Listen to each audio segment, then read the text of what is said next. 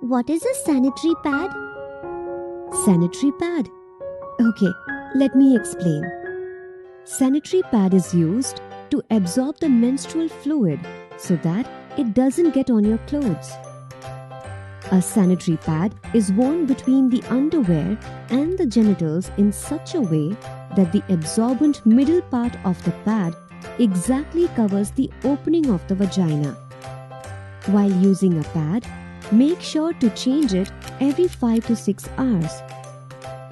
If you are using a pad with higher absorption capacity that is made for long usage, then such a pad can be used even up to 8 hours, like while sleeping at night.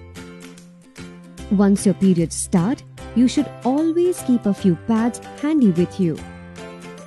Okay, so this means if I have sanitary pads with me, then even during my periods, I can go to school, study, play, and do everything that I like? By the way, Didi, what should we do with a used pad?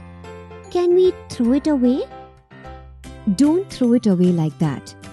Wrap the used sanitary pad in a newspaper or a waste paper and put it in a garbage bin. And remember, pads should never be flushed down a toilet because they can easily clog the drainage system. Okay, Didi, I got it.